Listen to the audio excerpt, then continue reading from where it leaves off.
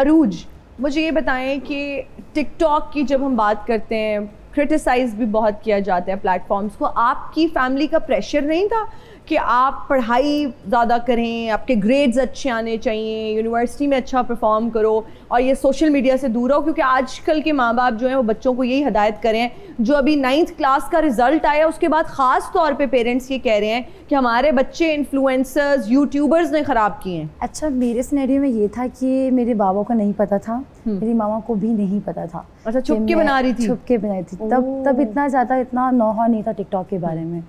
लेकिन जब उनको पता चला, उनकी एक ही शर्त थी कि आपने अपनी एजुकेशन कंप्लीट करनी है, तो वो मैंने कर ली कंप्लीट, तो इतना कुछ इशू नहीं था। इतना कुछ इशू नहीं था। और जो माँ बाप आजकल कोस रहे हैं ये यूट्यूबर्स को, टिकटॉकर्स को, हमारे बच्चों को ख़राब करने वाले यही लोग हैं, क्या कहेंगी?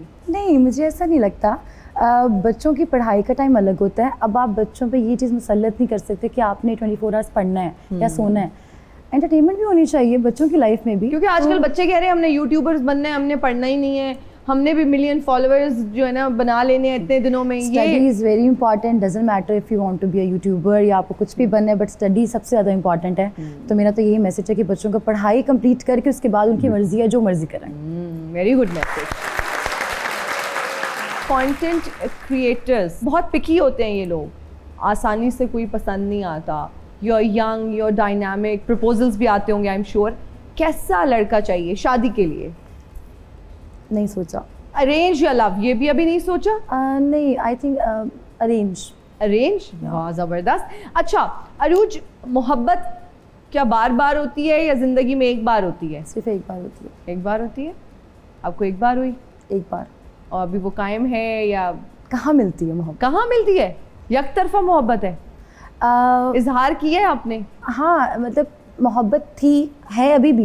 अच्छा, मुझे लगता है कि मोहब्बत आपको जब हो जाती है ना, और जब आपका साथ नहीं होता, तो आपके दिल में शायद मोहब्बत बहुत कम लेकिन इज्जत रहती है। तो मेरे दिल में, मैं ये नहीं कहूँगी कि मुझे मोहब्बत अभी भी है, बट हाँ, इज्जत दिल में है, वो हमेशा रहेगी उस इंसान की। मोहब्बत का मिल जाना एक अच्छी फीलिंग नहीं होती है? खूबसूरत फीलिंग होती है। मुझे मोहब्बत मिली नहीं है तो मैं बता नहीं सकती, लेकिन सुनने में आया कि मोहब्बत का मिल जाना उसके बाद ज़्यादा तकलीफ़ें होती हैं। मोहब्बत बदल जाती है, तो I am okay with that. नहीं मिली मोहब्बत तो है ना। अब मोहब्बत के लिए कुछ कहना चाहेंगी? हाँ, ना करें। ना पूछूं? ना करें मोहब्बत, क्या फायदा? ना करें मोहब्बत? अल्लाह, ये क्या है यार? मोहब्बत बहुत खूबसूरत एहसास है। मोहब्बत ज़िंदगी में एक बार ज़रूर होनी चाहिए, लेकिन सही इंसान से। सही इंसान का कैसे पता चलता है? ये कैसे पता चलता है? मोहब्बत कोई होने से पहले पूछती थोड़ी है किससे हो जाऊं क्योंकि ये सही इंसान है। मोहब्बत तो बस ये तो एक फीलिंग है। मुझे लगता है ये नसीब के खेल है। किसी के नसीब में मोहब्बत होती है, उसको मिल जाती है, किसी के नसीब में नहीं होती, मतलब नहीं मिलती उसको मोहब्बत, नहीं मिलती।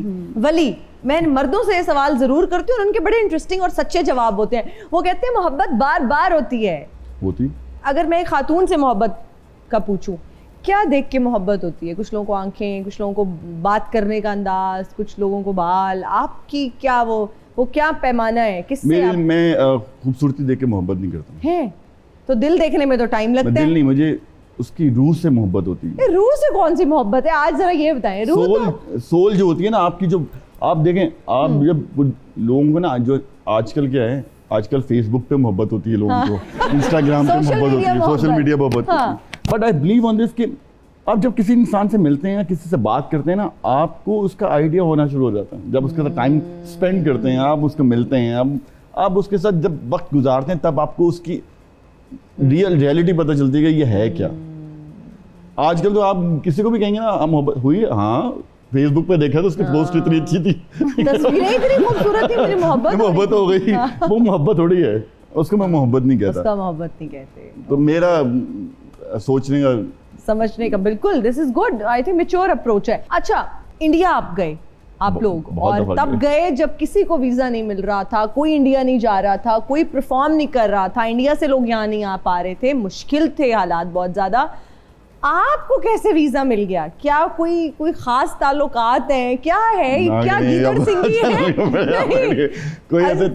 कोई गीदड़ सिंगी है? कैसे आप लोग माशाल्लाह, आप सब लोग गए, परफॉर्म किया और बेतहाशा प्यार समेटा वहां से? हिना में हम लोग में अगर आपने क्वेश्चन किया ही तो मैं बताऊँ, हाँ जी, हम लोग 9 साल के बाद we are the first artist जो शोबिस से जो हम लोग इंडिया गए और हम लोग इसी साल गए थे। हाँ जी, इसी साल 2025 में 2025 में ही गए थे। ब्रेकिंग न्यूज, रागा बॉयज 2025 में इंडिया में परफॉर्म 24 में भी गए थे। वाह, क्या 23 में भी गए थे? नहीं 24 और 25 में हम लोग गए थे, इंडिया गए थे और हमें बिल्कुल यहाँ से वीज़ा दिया गया और हम लोग गए वहाँ पे बिकॉज हम लोग 4 साल इंडिया हम रहे। अंबानीज़ की कंपनी है, अनिल अंबानी और टीना मुनीम की कंपनी थी, डीडीबी मुद्रा ग्रुप अंबानीज़ की। उन्होंने हमें 4 इयर्स वहाँ पे रखा और हम लोगों ने 70 कॉन्सर्ट्स इंडिया में किए और मल्टीनेशनल कंपनीज़ के हम लोग ब्रांड एम्बेसडर्स रहे वहाँ पे।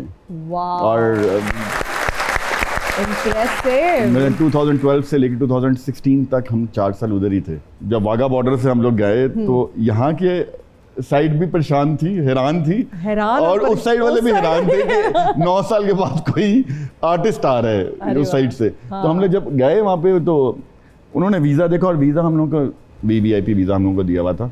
और बिल्कुल ये अंबानीज़ ने आपको किया था? नहीं, हम लोगों को वहाँ पे फ्रेंड्स थे, उनकी कंपनी थी। हमारी फैमिली की वजह से भी हम लोगों को बहुत ज़्यादा एज मिलता है पटियाला घराने की वजह से, तो इंडिया में काफ़ी सिंगर्स हैं जो पटियाला घराने के स्टूडेंट्स हैं और हमारे स्टूडेंट्स के आगे स्टूडेंट्स हैं काफ़ी।